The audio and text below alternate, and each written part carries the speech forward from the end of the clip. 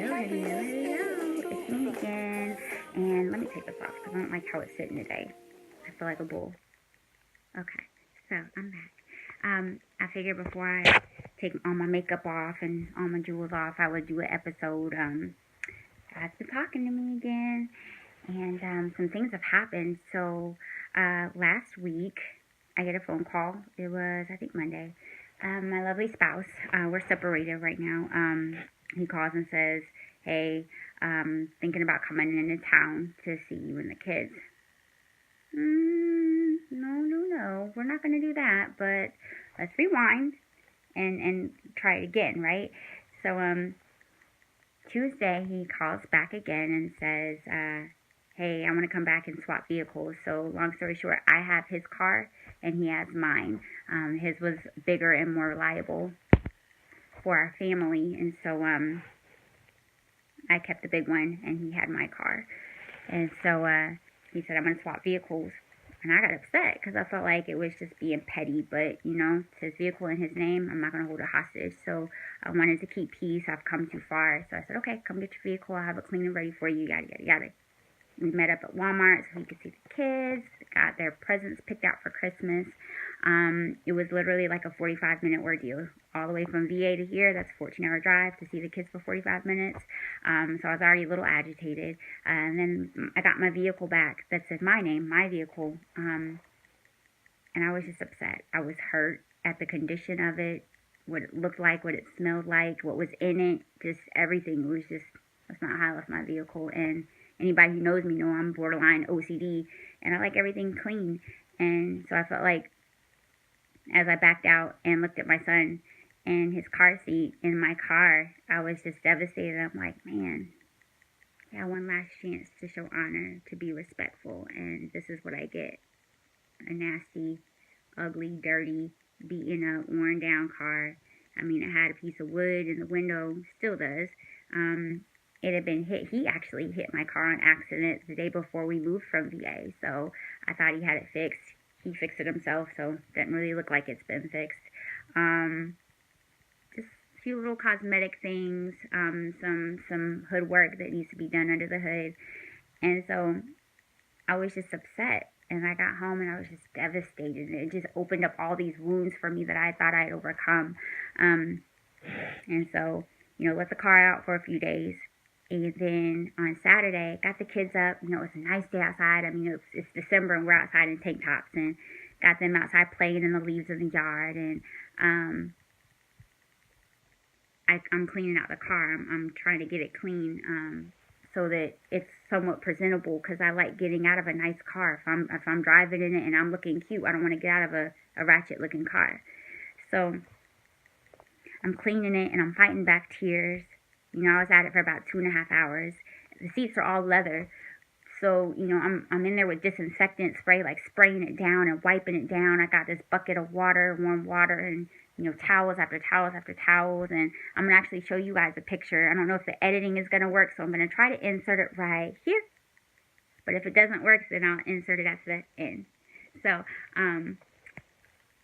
the way the water looked was just disgusting to me, because it's like I'm not like digging into fibers of seats or anything. These are leather seats. You just got to wipe it off and be done, you know? And so this is how dirty the car was. And so, you know, I hadn't even started on the outside yet. And so I'm in tears, and I'm just asking God, because you know me, I always ask God why. Why would you have me to do this, God? Why would you have this vehicle come back to me with dog hair all in it? You know, dog slobber dried up on the windows and stuff. I'm seeing evidence of different women in this vehicle, their hair. You know how us women are. We look, we know what to look for. And so it was so hurtful to have to go through this car. And in my mind, no, there's been several other women in this car, driving my car. Who knows what was done in my car? You know, we're grown. And so, I mean, let's just talk about it. What y'all even do in this car, you know? What didn't you do in this car? And you're bringing it back to me to have to clean it? It was hurtful. It was humiliating. And I was just so distraught about it. And so, like, I didn't have nothing to say to him for a few days, because I was so upset that he wouldn't have the respect and the decency to at least have it clean first, you know. So, you know, I was asking God, why would you have this happen to me? And he said, I'm humbling you, Destiny. I'm preparing you for bigger and better things, but you have to be humble. And it just, once again, wowed me. I'm like, really? You couldn't have taught me a lesson in humility differently? You had to choose me cleaning out a car. I'm finding females' hair all through this car. My car in my name that I paid for with my money. I got the title for it. This is how you chose to show me this lesson, God. And so,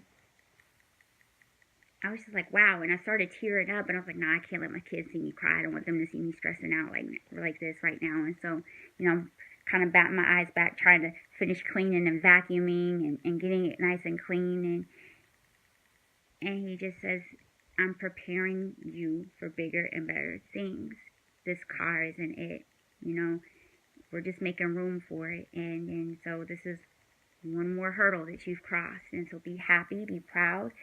You know, drive this car like it's a Mercedes, and you'll be fine. And I'm going to give you your white on white range. I know he's going to give it to me. He told me he's going to give it to me. And so, you know, I know it's going to be sitting in my garage one day, hopefully sooner than later. But that was a lesson, and it kind of piggybacked off of what I talked about in the last one. It was beauty in your insecurities. This one is like beauty in your nastiness, because when I looked at that water, what I thought of was, this is how we come to God. You know, we come to God a nasty, sticky, dirty, hot, flaming mess. And he just takes us, he cleans us, he polishes us, he puts us back together again in his image. And we're like white as snow. We're clean, we're good, we're pure. And so I took that in a lesson, like him pretty much telling me, if I can take you in your mess, I can take him in his mess, and I can turn it all around into something beautiful.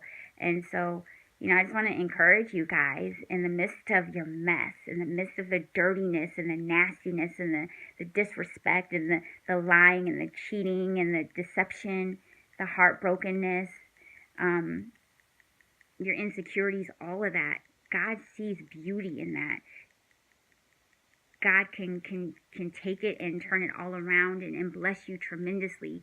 And so be humble, but also know that he's making room for something bigger and better in your life. You know, I got hit with some craziness this week. I just feel like I'm just in spiritual warfare this week. And last week, my spirit is just so heavy, but I got to keep pushing. I got to keep a smile on my face even when I don't want to. I got to, you know, stay strong for my kids and make things happen. I got to keep making moves. I can't just sit and go back to where I used to be just because I'm not happy. You know, things are happening the way that they're supposed to happen, and I just have to trust God and know that he has my best intention at heart. So, you know, I believe that because everything is literally hitting me from so many different directions, that I'm so close to my victory, because the enemy is trying so hard to tear me down. And I have sad days. I get angry, I get frustrated, but I keep praising, I keep worshiping, I keep talking to God and trying to stay focused and having tunnel vision, you know, like I got to stay focused on what's right in front of me and not getting distracted by turning left and right. So just trust in him. I know I say it so many times, but just trust. And if I can do it in the midst of everything that I am dealing with right now, it's a lot. I mean, I could do a whole series on this, but if I can do it, I know you guys can do it too. So just stay prayed up, stay in your word, keep reading your devotionals, keep doing your daily routines, keep working out, keep going to work, keep doing your hair, keep doing your makeup, keep taking care of those babies. Don't lose focus, don't get distracted, and just know that even in your mess, God is right there and he's ready to clean it up for you. So be humble, and just know that he's got bigger and better coming for you. And I see beauty in that, just like I talked about last week. There's beauty in that. And so be happy and be humble and be her. Hey. Okay, so I haven't mastered the editing thing, and I don't have the patience for it right now, I'm not gonna lie. So, here's the water. You'll see it at the end of this, but this was when I was describing how the water looked. Like I said, I was just wiping off leather and wringing a towel out and going back and wiping again, wringing the towel out and spraying and wiping again, and spraying and wiping again, doing some waxing off and some waxing on. But no, so this is what the water looked like. This is how dirty the water was just from wiping down the seats. Like I hadn't done the dash, the windows, no nothing, the console. This is just the water. So check out how dirty this was. And again, it just lets you know how messy we are when we come to God. That's the analogy I was using. We're just a mess when we come to God, but look at what he does with us. He turns us around, he cleans us up, he polishes us, and makes us brand new again. So check out this water, and then that'll be the end. I promise. Be her.